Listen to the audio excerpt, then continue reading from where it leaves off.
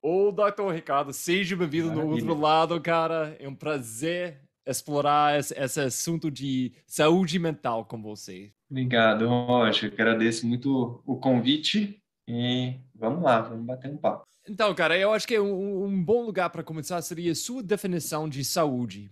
Tipo, eu sei, sua prática é mais uma. Eu acho que ainda está chamada uma saúde alternativo, mas é menos alternativo todo ano, eu acho. Eu gostaria de ver seu ponto de vista com isso, mas sua definição de saúde e a jornada que você tinha que andar para chegar nessa conclusão. Maravilha, Rocha. Então, na verdade, eu sou médico, fiz a formação de medicina clássica, mas eu já entrei na faculdade de medicina entendendo que o ser humano é um bicho muito mais complexo do que a gente, nem da faculdade de medicina, vê, né? Então, a gente vê, lógico, toda uma complexidade da bioquímica, da fisiologia, da patologia, mas ainda não se vê um ser humano com um aspecto muito completo, né? Fica com muitos buracos da medicina moderna e acabam surgindo quadros do que a medicina chama de são, entram doenças órfãs, doenças que a gente não sabe de onde vem, para onde vai, essas doenças autoimunes, por que que o corpo começa a produzir anticorpo contra ele mesmo? Isso, para mim, né, durante a faculdade de medicina, sempre foi muito confuso. E durante a faculdade de medicina, eu comecei a estudar medicina tradicional chinesa, né, que começou a mostrar ali, a pessoa que tem muito calor, ela geralmente apresenta mais quadros de doença assim, pessoas que não gostam do frio, pessoas mais friorentas, que têm aversão a vento, que não gostam de vento, geralmente elas têm doença desse outro tipo. E aí a medicina chinesa fala umas coisas que você fala assim, caramba, tem um monte de paciente que se queixa dessas coisas, e a medicina moderna fala, isso é besteira, não tem nada a ver. Mas como que não tem nada a ver? Às vezes a gente não tem ainda tecnologia suficiente para entender isso que os pacientes estão falando, né? Então eu comecei a estudar, né, a medicina de forma mais integrada, estudando medicina. Eu comecei a fazer uma pós-graduação de medicina tradicional chinesa junto com a formação em medicina. Quando eu me formei, eu fiz a residência médica de medicina tradicional chinesa na Unifesp. Meu último estágio foi um estágio optativo no Mentsekan, que é o Hospital de Medicina Tibetana, né? Foi fundado pelo Dalai Lama, lá em Dharamsala, que é o noroeste da Índia. A partir daí eu comecei a estudar Ayurveda, que é a medicina tradicional da Índia. Fiz também estudos, estágios em Pune, em Rishikesh, na Índia. Aí eu estudei medicina ortomolecular, essa que envolve suplementação. Os atletas aí sabem muito, suplementação de vitaminas, antioxidantes, micro e macronutrientes. E mesmo assim, mesmo com muitas ferramentas de terapia dentro da medicina chinesa, com a acupuntura, com as massagens do Ayurveda, com os fitoterápicos, ainda faltava, eu sentia que puta, tinha coisa que o paciente derrapava e não conseguia melhorar, e eu fui estudar meditação, né? Fiz um curso de formação em mindfulness, e depois disso, agora venho estudando, né, uma formação em psicoterapia assistida com psicodélicos. Então, eu vejo que assim, a nossa medicina ainda está engatinhando, né?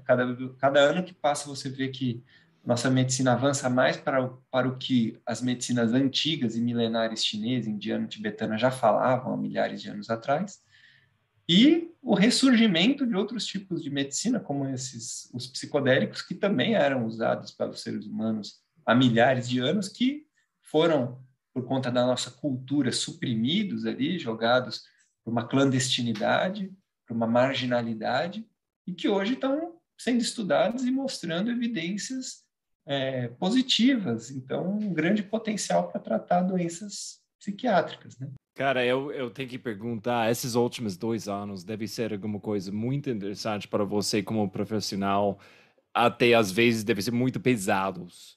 Pode falar um pouquinho sobre as coisas que você tinha que, tipo, enfrentar esses últimos 2 anos com pessoas, os tipos de problemas que você estava vendo pessoas trazendo para você, para procurar ajuda. Então, Roger, eu comecei a pandemia, eu estava na linha de frente, cara. Eu estava trabalhando num posto de saúde. Eu trabalhava no meu consultório particular, mas por muito tempo trabalhei no SUS, pelo menos 2 dias por semana. E aí eu estava lá, cara. Eu fechei meu consultório e fiquei na linha de frente do Covid com aquelas roupas de astronauta lá. E também nessa grande dúvida aí, estudando, putz, o que funciona, não funciona, ivermectina, né, e cloroquina, isso, aquilo, e vai e volta, e dá evidência, não dá evidência.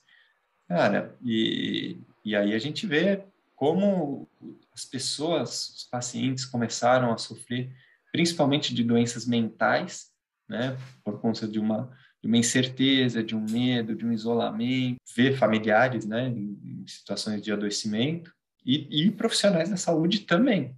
Acho que principalmente em estafa, em burnout, em não poder dormir em casa, porque estava todo dia exposto a ao vírus e com muitas vezes familiares, pessoas de casa com vulnerabilidade, né, com fatores de risco.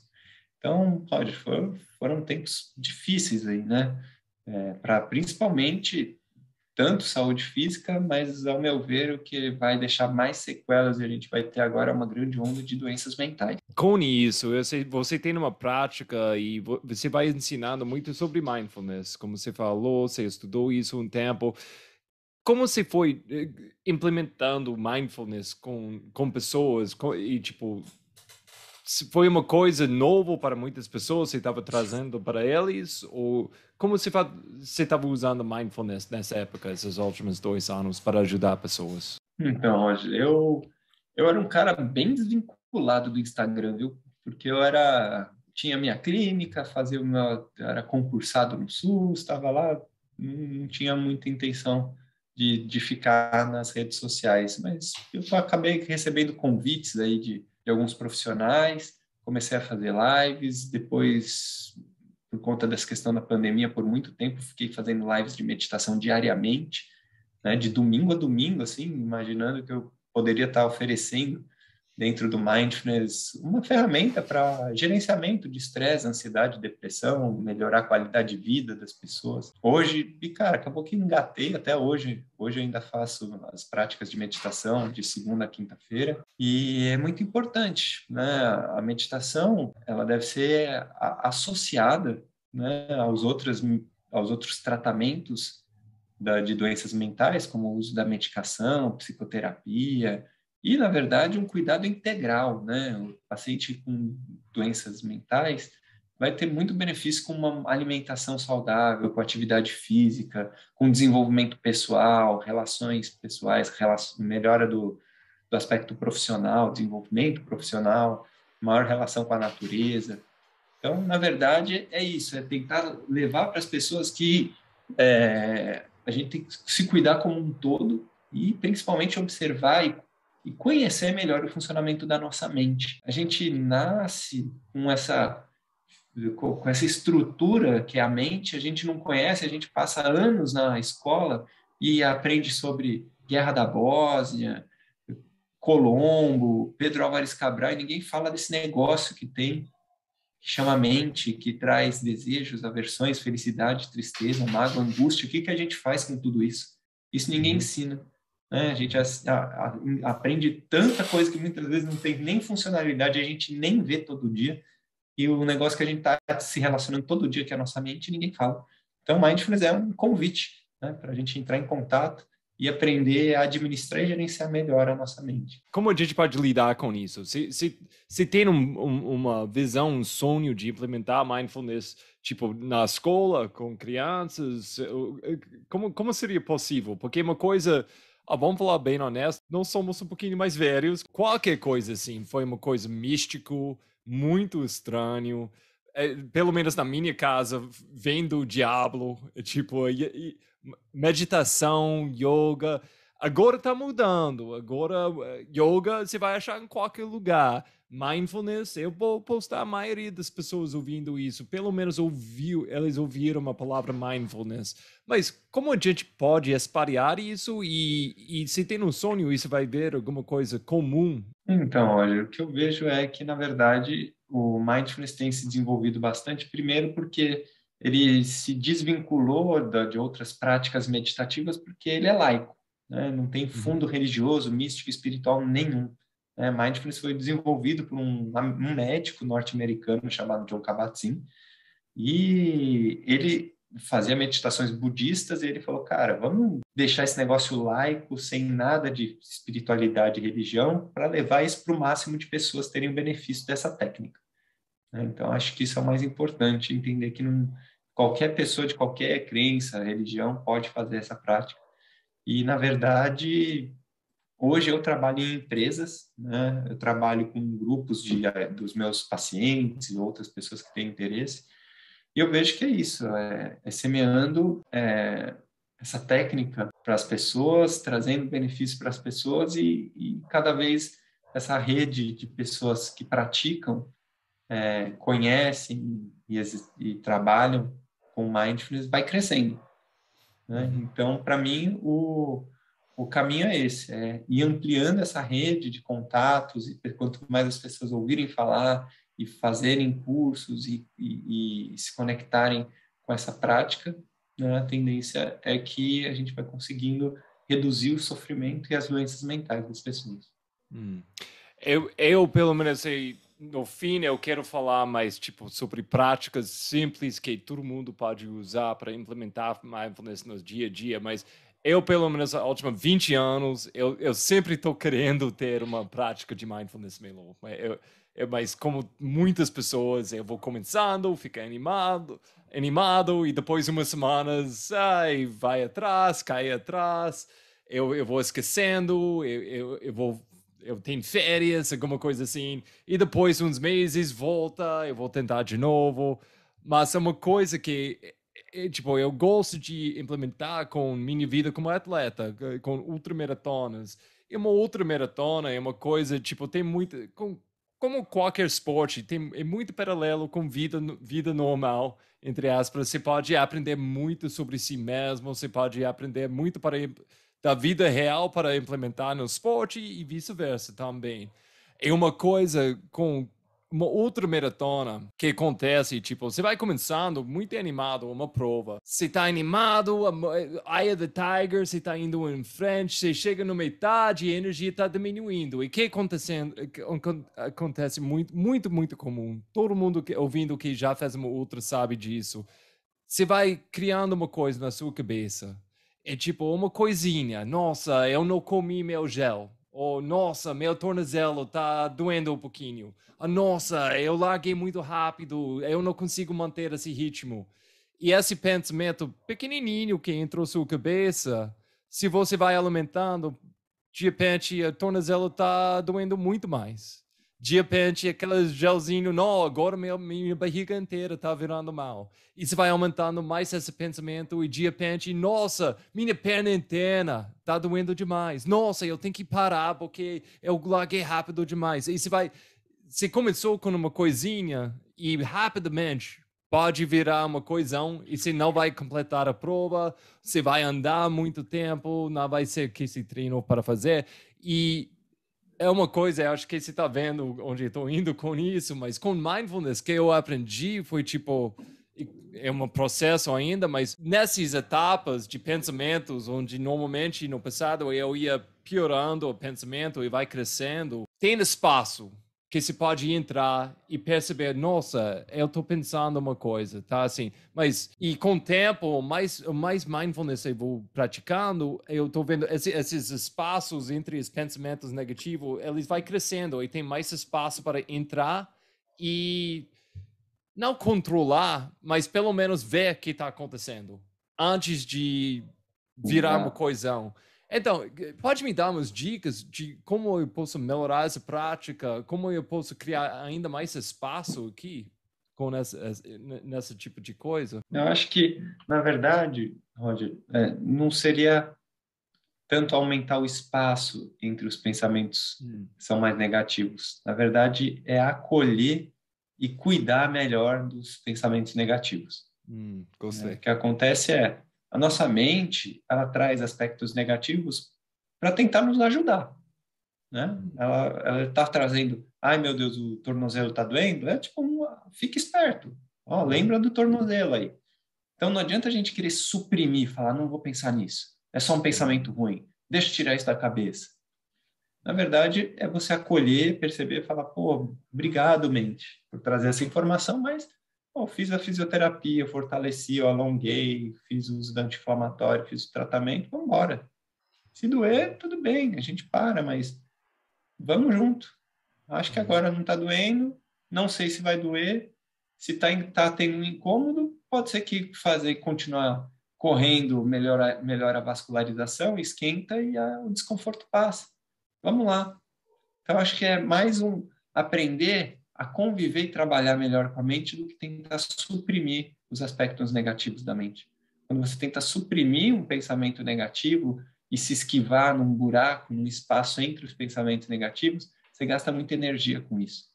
E é por isso que, na verdade, muitas pessoas abandonam a prática de meditação, porque ainda elas brigam e duelam contra os pensamentos negativos. A partir do momento que a pessoa começa a ter menos aversão aos pensamentos negativos, a gente começa a lidar melhor com eles.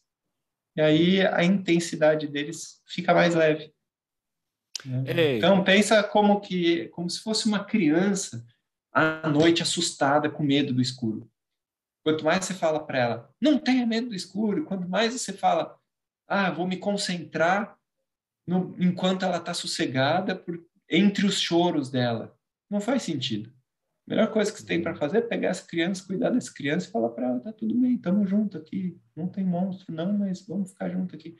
Então, ao invés de tem muitas pessoas que brigam ainda com a mente, que querem esvaziar a mente, que querem pôr o foco da atenção entre os pensamentos.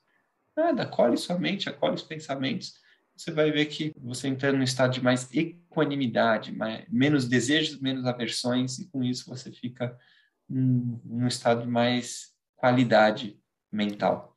Não, muito bom. Eu acho que eu errei, porque muito no início com tudo isso, porque eu achei, eu tinha essa ideia, tipo, pensar negativo é mal.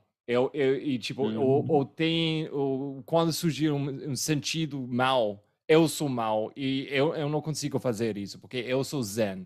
Eu sou zen e eu não vou pensar assim, eu não tenho pensamentos assim.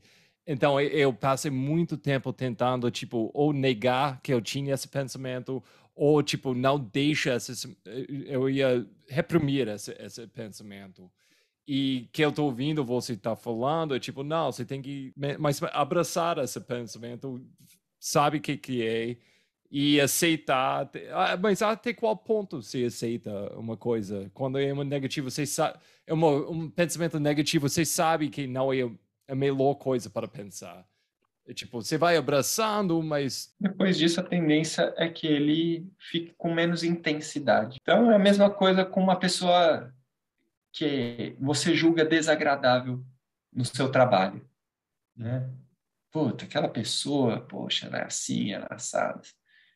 Aí você entende que ela é meio chata, que ela te apurrinha, porque na verdade ela tem um filho deficiente e ela dorme mal à noite. Aí você pensa em como você julgava essa pessoa, agora você repensa e não julga tanto ela como chata, né?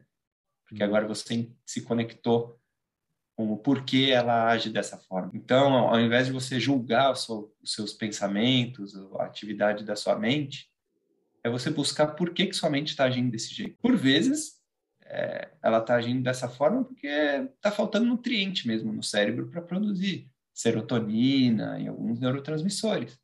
Mas, por vezes, tem processos emocionais que precisam ser cuidados aí. E aí é que a meditação vai ser esse convite para a gente olhar com mais profundidade, com mais clareza a mente, ao invés de usar a meditação como um Rivotril natural que apaga o sofrimento e as dores e os pensamentos negativos. Você vai com meditação, com mindfulness, você vai explorar melhor sua mente e com isso administrar e mudar a forma com a qual você observa os seus pensamentos, sua mente, sua vida. Então, mais do que você querer mudar as coisas, na verdade, muda a forma com a qual você enxerga as coisas. Fica menos aversivo. Eu acho que às vezes parte do meu perfil que a narrativa que eu tenho sobre mim mesmo é tipo, eu gosto de controlar coisas. Eu gosto de mudar coisas erradas. Quando eu estou vendo uma coisa que não está certa, eu quero mudar no momento,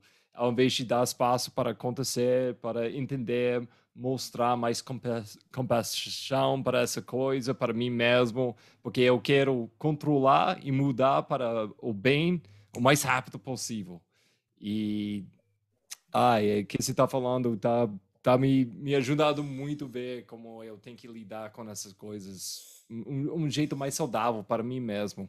E vai ser mais saudável para as pessoas por volta de mim também. Uma coisa que você está entrando um pouquinho mais hoje em dia, que você falou no início, você falou sobre serotonina agora, essas químicas que a gente tem dentro da gente. E um outro jeito de alterar isso é pelo psicodélicos. Então, Uhum. eu não sei como você quer entrar essa conversa de psicodélicos, talvez tipo como você foi descobrindo isso e como que você está estudando hoje em dia sobre esse mundo de psicodélicos e saúde mental. Então, Roger, eu tive minhas experiências pessoais com os psicodélicos, também desde a época da faculdade. E tive experiências muito interessantes que me ajudaram a ter essa percepção, né, da minha mente, da minha vida, realmente um outro olhar, né? Me ajudou a desenvolver um outro olhar com Mas só relação às para minhas emoções, à minha mente. isso foi mais recreativo, né? Um processo tanto recreativo quanto espiritual, né? Eu fiz uso da Uhum. ayahuasca também. E aí, durante a faculdade, eu sempre gostei muito desses aspectos mentais, então fui lá para a parte da meditação, tudo mais. E aí você vê que por vezes ainda fica faltando, né? A meditação ajuda, mas muitas vezes, mesmo com a suplementação, vitaminas, minerais, plantas medicinais, cara, Roger, tem processos aí que nossa mente, ela tem uma estrutura que muitas vezes é difícil de acessar e trabalhar alguns aspectos mentais e emocionais, né? E hoje em dia os psicodélicos vêm trazendo respostas muito eficazes, né, para alguns tipos de doenças mentais, né? Então, e eles agem através desses receptores de serotonina, que é o 5-HT2A. Eles fazem um processo, né, no cérebro com o qual eles ligam áreas cerebrais diferentes, ajudam na conexão de áreas, né? Então ajuda a gente a criar esse novo olhar por usar áreas diferentes do cérebro, conectar essas áreas e então a gente ter uma perspectiva diferente sobre alguns aspectos da nossa vida. Por isso que alguns trabalhos, por exemplo, para transtorno de estresse pós-traumático com MDMA, né, que é o princípio do êxtase, o tratamento de depressão de pacientes que são refratários a todos os tipos de medicação antidepressivos, que fazem uso da psilocibina, que é o princípio ativo do Psilocybe cubensis, que é o cogumelo, que o pessoal conhece, né, o chá de cogumelo. Várias, né, o LSD, mostrando também. São estudos que são recentes, são muito, mas têm mostrado resultados muito promissores, né? Os Estados Unidos provavelmente vai legalizar algumas dessas substâncias em no máximo 2 anos, porque o FDA, né, que é como se fosse a Anvisa dos Estados Unidos, já considerou o MDMA e a psilocibina como breakthrough therapy. Então, são terapias que assim têm mostrado resultados muito bons, muito positivos, e que eles vão acelerar toda a burocracia de liberação dessas substâncias para chegar nos mercados e chegar aos consumidores de forma mais rápida, porque são pessoas que sofrem muito, né? Nos Estados Unidos, eles fazem esse tratamento de transtorno de estresse pós-traumático em veteranos de guerra. A gente sabe que os Estados Unidos está sempre metido em guerra, né? Então, eles têm muitas pessoas que têm traumas graves e têm, assim, uma qualidade de vida horrível por conta dos traumas emocionais das guerras. E, assim, não tem tratamento eficaz, cara. Pessoas que ficam em terapia, ficam tomando medicações, e mesmo assim sentem muita angústia, muito mal-estar, tem muito flashback daquelas cenas de violência, de guerra. E o que ajuda essas pessoas a sair desse estado de sofrimento, muitas vezes são 3 sessões, né, com o uso dessas substâncias. Lógico, são terapias assistidas com profissionais, em que tem terapias prévias, só para o terapeuta e para o paciente se conhecerem, e depois terapias de integração, né? Então, depois da sessão, com o uso do psicodélico, tem as terapias com as quais o terapeuta e o paciente conversam e tentam integrar essa experiência que teve com o uso da substância. E aí, então, são protocolos muito bem organizados, geralmente com um número suficiente de sessões, tanto na apresentação, de introdução, quanto de integração, e geralmente tem de 1 a 3 sessões com psicodélicos, e trazem resultados muito positivos, então são tratamentos muito promissores. E tudo que você falou, tipo, tá rolando nos Estados Unidos, tem muita pesquisa de John Hopkins e como você falou, com pessoas militar ajudando eles com problemas. Eu tô ouvindo coisas sobre, tipo, pessoas com vícios também. E quando a gente está falando de psicodélicos, a gente está falando sobre MDMA, que é tipo ecstasy, que pessoas vai conhecer ecstasy como a droga de boate, mas talvez você pode explicar, é diferente, como é diferente. Outros psicodélicos que eu estou ouvindo, mas pode esclarecer para mim, é tipo psilocibina, que seria coisa que você vai achar na cogumelos mágicas. Ayahuasca é uma coisa que eu não estou ouvindo muito, tipo, pesquisa, mas talvez eu estou errado com isso. E tem outros que eu estou esquecendo agora? Então, Roger, o MDMA é o princípio do êxtase, né? Então, as pessoas acham no underground como êxtase, mas o êxtase ele é uma mistura do MDMA, que é uma metanfetamina, com outros tipos de anfetamina. Então, primeiro que as substâncias, grande parte dos psicodélicos, eles são muito contaminados, né, no mercado underground. É muito difícil você achar uma substância psicodélica pura, de qualidade, né? E é isso que eles estão fazendo nos estudos. Provavelmente isso vai sair como medicação aí de forma purificada. Então, o MDMA é o princípio do êxtase, o LSD, aqui no Brasil, as pessoas também entendem como doce, né? A ayahuasca é um chá indígena, mas que algumas pessoas também relacionam com algumas religiões, que no Brasil, por exemplo, tem o Santo Daime, então fala o chá do Santo Daime, é a ayahuasca. O vegetal. O vegetal é da união do vegetal, mas é a ayahuasca. É um chá que vem preparado de 2 plantas, né, que é o jagube e a chacrona, e ele é aqui da América Latina, né? Os cogumelos mágicos, o nome científico é Psilocybe cubensis.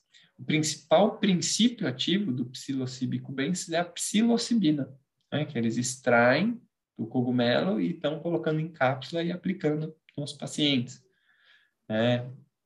Tem outros, você falou sobre o ayahuasca, tem bastante trabalho científico sobre o ayahuasca já, hoje em dia, né, principalmente para depressão, mas tem outros psicodélicos. A gente tem o bufo, que ele vem de um sapo, né, que é de um princípio ativo que é semelhante da ayahuasca, que é a dimetiltriptamina, né? Tem a mescalina, que vem de um cacto. Então, na verdade, são várias as substâncias que são psicodélicas, em que no mundo inteiro populações originárias, tribais, ancestrais utilizaram. Hoje até isso é bem discutível, né, dessa justiça epistêmica que a gente fala. Então essas populações usaram, né, por milhares de anos, e hoje o que está acontecendo com essas populações, né? Então hoje se fazendo muito uso de ayahuasca, e o que está acontecendo com os índios na Amazônia, né? A gente está destruindo as populações e usando o que eles usavam agora como remédio para a gente, né? É algo meio complicado.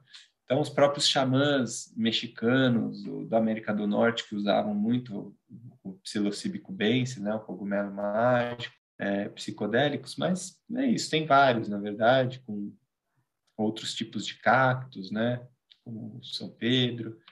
Então, são vários os tipos de substâncias, mesmo cogumelos, tem 2 tipos de cogumelo, tem o Psilocybe cubensis, tem a muscária. Então, assim, tem várias substâncias, mas os principais são esses, né? O que tem mais estudo mesmo é o Psilocybe cubensis, o cogumelo, né? O MDMA e a ayahuasca. E no seu ponto de vista, porque você tem um background mais tipo alimentação natural, com todos os psicólogos que você acabou de falar, tem uma forma que você vai achar na natureza e tem uma forma sintética. Na sua opinião, Uhum. e a maioria desses estudos, porque é mais fácil controlar, é com a coisa sintética. Na sua opinião, tem um que é melhor do que o outro? Você tem uma preferência? Então, hoje, os estudos estão tudo rolando aí, está muito no recomeço, né, desses estudos com psicodélicos. Aí, na minha visão pessoal, eu prefiro o uso da substância inteira, né? Então, ao invés de isolar a psilocibina, usar o cogumelo, Psilocybe cubensis. Por quê?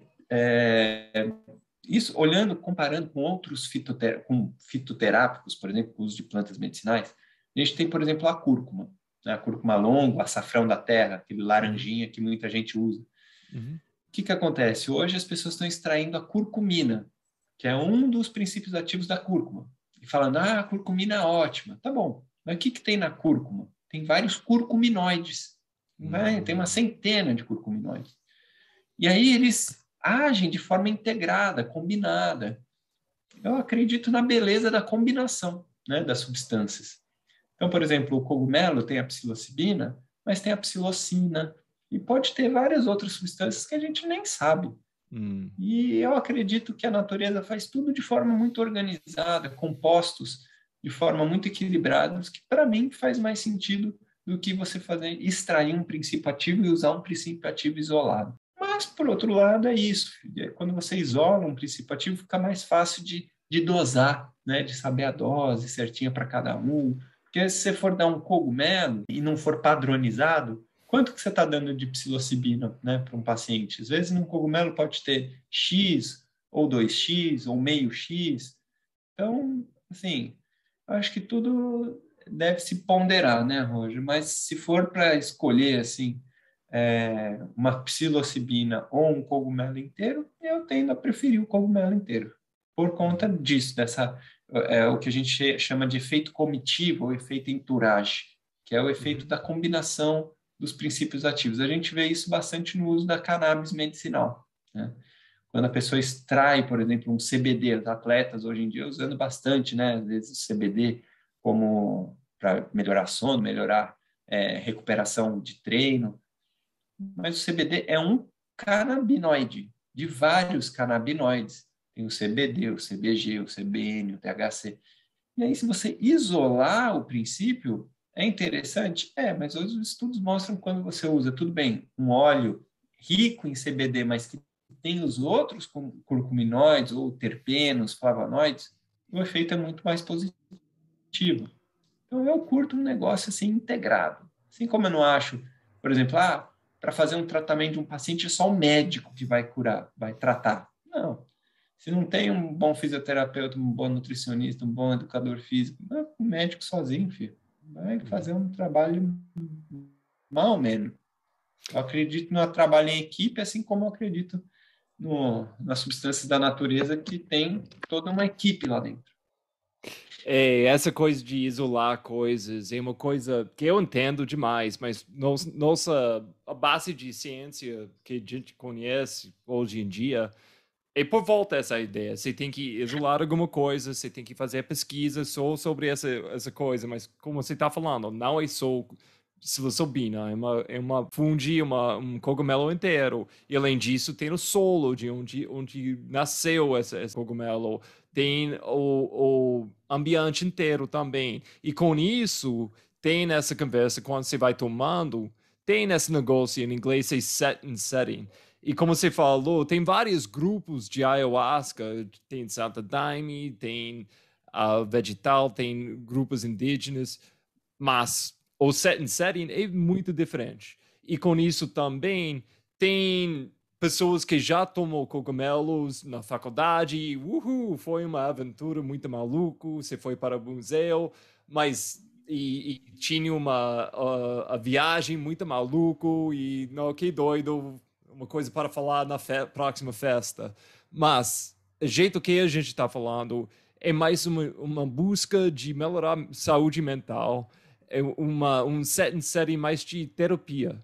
Então, pode falar um pouquinho sobre esse negócio de setting e que você acha que é ideal para melhorar a saúde mental? Então, Roger, isso que você falou é realmente para um processo terapêutico importantíssimo, né? Então, avaliar como que é a pessoa, né, o paciente, a pessoa que vai ser submetida ao tratamento, em quais condições de saúde mental ela está, como que está o estado psicológico dessa pessoa, qual a intensidade dos sintomas, tudo isso tem que ser muito bem avaliado, né, assim como o ambiente em qual ela vai usar, né? Dentro dos trabalhos científicos, o que a gente vê é que é um ambiente que traz muita segurança, geralmente uma sala que nem é um consultório tão frio assim de hospital. Geralmente eles fazem um consultório aconchegante com luzes, né, de tonalidade mais quente, um sofá, uma maca bem confortável com duas poltronas para os terapeutas. Então o paciente fica lá sendo assistido por dois terapeutas que são muito bem treinados para essa criação de vínculo, né, através da empatia, um treino muito bom, de capacidade de conexão, de trazer mesmo essa segurança para o paciente.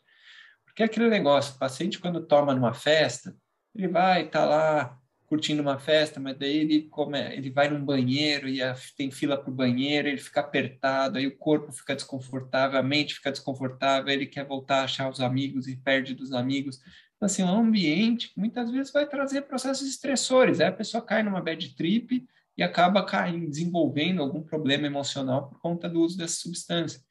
Se essa substância é usada sob a supervisão de profissionais, com ambiente adequado, seguro, com um banheiro disponível, com músicas bem estruturadas, tudo isso vai trazer benefícios, vão trazer os benefícios que, na verdade, esses estudos estão mostrando, porque esses estudos usam todo esse sistema, né?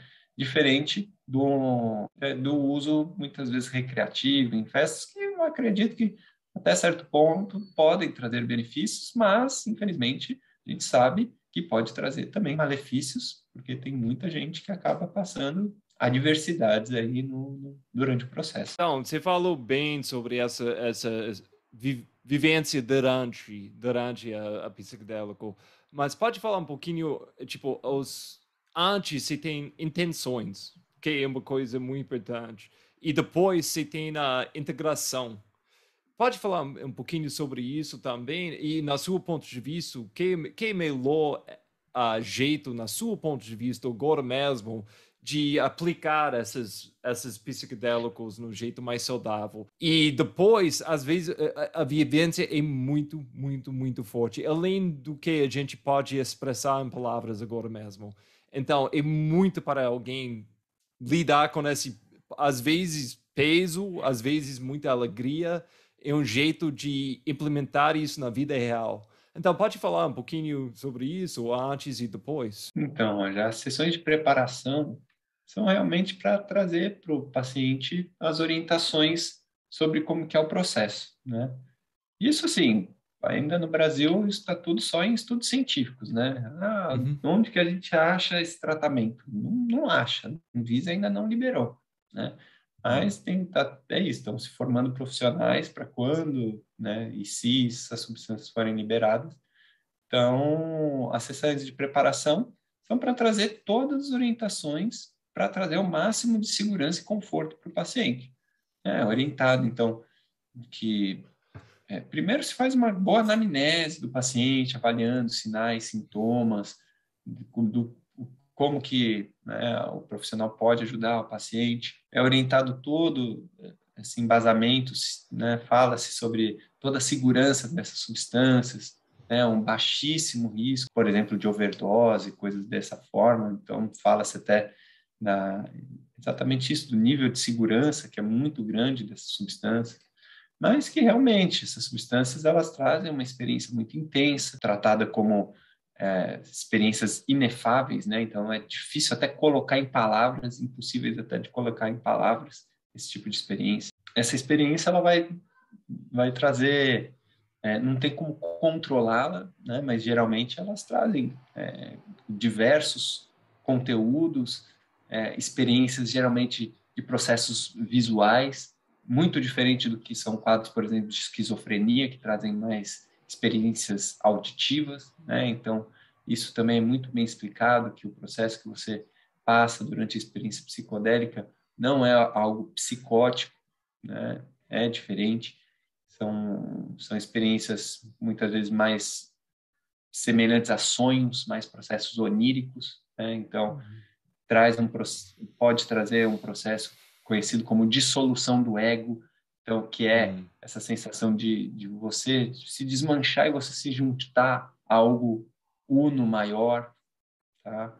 Então, as sessões de preparação é isso, o paciente vai receber o máximo de informações sobre todo o processo terapêutico, vai falar, vai expressar o que ele sente, como ele vem tratando esse processo dessa doença mental, né? Aí passa pela sessão de terapia com a substância e as sessões de integração o que a Desculpa, antes, tem casos, tem pessoas que você acha que isso não seria um bom caminho para eles? Tem situações que você acha que você ia falar, não, isso não é caminho para você? Pacientes que têm históricos, então, psicóticos, né, esquizofrenia, transtorno afetivo bipolar, se a pessoa tem ou se tem pacientes na família, é sugerido que o paciente não utilize porque, como são substâncias que podem deflagrar esse tipo de doença. Ou não, né? Então, assim, isso está tudo muito em estudo, mas, por enquanto, ainda é contraindicado para esse tipo de paciente. Ok, e desculpa, você estava falando na integração depois. A integração vai ser como associar esse processo da experiência para que a pessoa tenha uma nova perspectiva sobre esse processo emocional e se foi possível, através dessa experiência, mudar a relação, né, com esse processo mental, se foi possível ressignificar, né, esse trauma ou essa depressão, essa doença mental. Tudo isso é trabalhado nas sessões seguintes, né, que são as sessões de integração. Com isso, ou antes, durante e depois, tem essa questão, tipo, como você falou, nos Estados Unidos tem muitas coisas abrindo agora, tipo, de usar isso como um tratamento médico e como usar para ajudar pessoas que têm esses problemas. Mas é uma coisa, você vai liberando uma coisa assim e de repente vai ser mercado por volta disso. Tipo, vai ser quem pode vender isso? Quem pode usar isso? Quem pode ajudar outros nesse processo? Como você está vendo isso na forma melhor, onde a gente pode atingir as pessoas que precisam essa coisa, mas tem um pouquinho mais certeza que vai ser no jeito certo, na sua opinião? Então, já é complicado, né? Vai vir provavelmente naquele sistema de patente, né? Substância. Vai ter ali seu custo, tanto o custo da medicação, da substância. Eu acho que assim, é difícil tentar precificar tudo mais. Vai ter essa precificação, o custo tanto da substância quanto dos terapeutas. Geralmente são 2 terapeutas para um paciente. Geralmente a terapia com a substância é um tempo de terapia longo, né, de 6 a 8 horas. Então, pensar nesse como vai ser o sistema ainda é muito difícil por estar ainda tudo num processo, né? Mas provavelmente sim, a MAPS, empresas que está financiando todo o estudo com MDMA, tudo isso é um esquema burocrático que provavelmente vai vir no mesmo sistema de medicações, assim, sistema de patente e tudo mais. Com tudo isso, uma coisa que eu acho que é muito interessante, nos Estados Unidos, vamos pegar a psilocibina, por exemplo. Estados Unidos é mini país. E tem pessoas, é igual tipo o que aconteceu com maconha nos Estados Unidos uns anos atrás. Tem pessoas nas ruas, literalmente na rua, protestando essa ideia que psilocibina é uma coisa ilegal. tipo, acesso para essa coisa que pode ser um grande cura para coisas. Eles não têm acesso porque em muitos estados está fora do lei. E agora está mudando rápido, tem nos estados, graças às pesquisas, você está falando, tipo, esse processo está mudando. Mas é uma coisa, eu acho que é muito interessante. Aqui no Brasil, é 100% legal. É tipo, agora mesmo eu posso ir na internet, joga cogumelos mágicos, 3 dias vai chegar na minha casa. E eu tenho cogumelos mágicos, acesso a toda essa psilocibina que ele está lutando para ganhar nos Estados Unidos. Mas no Brasil, eu não estou ouvindo muitas pessoas falando sobre isso como uma coisa para ajudar com saúde mental. Talvez eu estou fora da bolha disso nos Estados Unidos e mais ligado aqui no Brasil e mais ligado com os Estados Unidos, mas e com isso também tem coisas tipo ayahuasca, onde tipo qualquer fim de semana eu posso achar um encontro de hoje em dia, porque está crescendo muito rápido esses encontros de ayahuasca, aí eu posso ir a qualquer lugar. Então, eu acho que duas coisas eu quero tocar aqui. Por que não tem mais falado sobre psilocibina aqui no Brasil? Ou talvez eu estou fora. E segunda coisa é esse protocolo, que mais tocando que a gente acabou de falar, mas tem muitos grupos de ayahuasca que eu sei, as pessoas mais velhas nessas comunidades vai falar, não, é errado o que está acontecendo. Essa ideia que qualquer pessoa pode fazer uma garrafa de ayahuasca e tem acesso de uma coisa tão poderosa. Então, pode me corrigir com essa ideia de psilocibina aqui no Brasil e me ajudar com essa ideia de ayahuasca, que é uma coisa que é mais forte aqui. Sim. Então, Roger, dentro da parte de legalização, né, na verdade, a psilocibina não é legalizado no Brasil. Não é. Não, Porque eu entendi que estava, tipo, tipo não. tem uns países onde simplesmente eles não têm lei pró ou contra. Então, o Brasil é esse. Não tem Hum, nada pró nem contra, né? hum. Então, não tem uma legislação sobre. Ah, ok. E a ayahuasca tem legislação Uhum, que é liberado o uso para práticas espirituais, uhum, né? Então, o uso recreativo é contra, não tem lei, não tem legislação para parte recreativa, nem para a parte relacionada a tratamentos médicos, né? Só em pesquisa. uhum. Então, na verdade, eu posso estar falando errado, assim. Eu não sei nem se é proibido ou se não está na legislação. Eu acredito eu que seja proibido o uso recreativo e o uso médico. Hum. O uso médico, tem pessoas usando legalmente, tipo, aqui no Brasil, coisas tipo ayahuasca como uma terapia. Ayahuasca ou psilocibina, tipo, Não, ou, legalmente não, só legalmente em não. estudos. Então, como um consumidor, você pode achar essas coisas mais ou menos fácil, mas como um profissional, usar como uma coisa para ajudar alguém que se está vendo tendo problema, seria fora do lei de falar, ok, Sim, é você fora vai da fazer lei uma sessão. porque ainda está tudo em estudo, está tudo em Uhum, pesquisa. uhum, saquei, saquei. So, essa me deu um pouquinho de confusão, até qual ponto você pode, tipo, usar, até qual ponto é legal, até qual ponto a Uhum. outra pessoa pode. Então, se alguém que não é um médico pode te dar uma dica, você vai para a cerimônia de ayahuasca, mas se for um médico falando isso, você tem que tomar muito mais cuidado com isso. O médico pode sugerir como um trabalho, um processo espiritual, né? Uhum, Um uhum. caminho espiritual para o paciente, mas não pode falar que tem evidências científicas comprovadas e está liberado para tratamento de doenças mentais. E como você está vendo seus colegas e suas colegas de trabalho? Porque você trabalha com SUS, você tem uma prática dia a dia, eles sabem que você está interessado nesse tipo de coisa? E qual tipo de reação pessoas têm por volta de você na comunidade médica?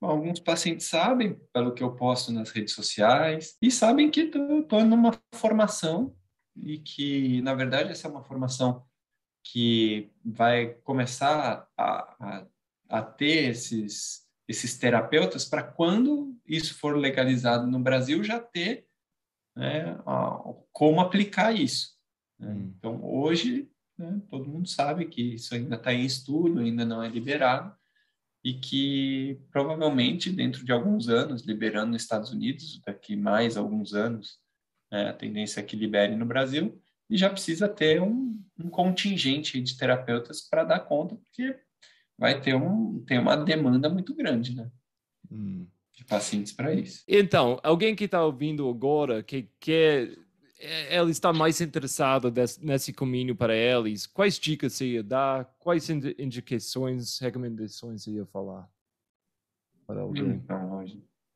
infelizmente, no Brasil, ainda não tem esse tipo de legislação, né? Uhum, O que a gente sabe é isso, tem cerimônias de ayahuasca, tem uhum, terapeutas underground, mas fica muito difícil, muito complicado sugerir isso para alguém devido a esse processo da legislação que está sendo construído, todo o uhum, processo que ainda está em estudo, né? Então, geralmente eu falo para a pessoa associar outras questões da medicina integrativa, atividade física, regulação do sono, às vezes cannabis medicinal, outras plantas uhum, medicinais, acupuntura, massagem. Para transtornos mentais, tem vários, é possível em utilizar várias terapias, porque todo mundo busca um milagre, né? Agora essa questão uhum. de psicodélico está muito forte, muito quente, e é isso, o ser humano adora buscar um milagre, mas se esforçar para conseguir resultado através de meditação, massagem, acupuntura, melhorar a alimentação, melhorar o sono, ninguém quer, né? Uhum. É isso, é Então, a na coisa que... verdade é isso, pessoal. Não tem que buscar milagre, não. Tem que se cuidar de forma integrativa. Os psicodélicos vão chegar, mas também não vai ser milagre. Você vai ter que cuidar de forma integrada da sua saúde. Sem dúvida. Então, pode dar 2 dicas para pessoas implementar mais mindfulness no dia a dia deles. Acho, Roger, de dica seria consistência, né? Então, buscar praticar todo dia, mesmo que você comece com práticas curtas. Então, no meu Instagram, eu faço muitas vezes práticas de 5, 7 minutos, no máximo 10. E o importante é isso, todo dia praticar um pouco e você faz igual atividade física. Ninguém sai fazendo ultramaratona em 2 dias. Você vai treinando aos poucos, né, e aumentando o tempo de prática. E o mais importante é a consistência, né? Então, acho que o mais importante para quem quer aprender mindfulness realmente é fazer um curso, né, para aprender todo o processo teórico, prático e ir desenvolvendo a técnica com um equilíbrio entre teoria e prática. O Dr. Ricardo, muito obrigado para seu tempo, sua explicação, seu trabalho maravilhoso. Pessoas que querem saber mais sobre você, e porque se fala muito mais de outras coisas que a gente nem tocou nessa conversa, onde pessoas podem te achar? Meu contato maior é pelo Instagram mesmo, né? Então, @dr.ricardobalcimelli. Por lá, e lá tem acesso aos meus retiros, meu contato do consultório, né? Ah, Dou eu, aulas tanto de mindfulness quanto acabei de dar aula para uma faculdade de medicina, para os alunos de faculdade de medicina. Então, eu sempre estou aí nesse movimento dentro das práticas integrativas. legal, eu vi você tem um retiro chegando daqui em tipo 2 semanas. Parece maravilhoso. Na verdade, eu tenho férias essa semana, infelizmente, mas não tem semana que vem quando vai rolar esse retiro. Mas parece muito, muito legal. Essa prática de retiro, como que é normalmente para pessoas? Não, essa que eu vi, não é só você, é uma prática de respiração, mindfulness, até com som. Parece bem holístico. Dentro dos retiros a gente acaba fazendo um processo integrado, né? Tanto as práticas de mindfulness quanto de sound healing, né? Que são as práticas de meditação com som, práticas de yoga e muitas práticas também para conhecer né, o Ayurveda, a medicina tradicional chinesa, técnicas de autocuidado, de alimentação. Então, geralmente num ambiente bem imerso em natureza, com piscinas de água natural, sauna. Então, é um espaço para promoção de saúde, né, e muito conhecimento sobre saúde. Ah, muito bom. Ô, doutor, muito obrigado por seu tempo e tomara que no futuro você pode voltar, tomara que em breve você pode voltar e falar como progresso que a gente está achando com psicodélicos e esses estudos que está rolando e a notícia que a gente tem aqui no Brasil sobre esse assunto também. Beleza, Roger. Eu que agradeço aí o convite e fico à disposição para a gente ir batendo papos aí para frente.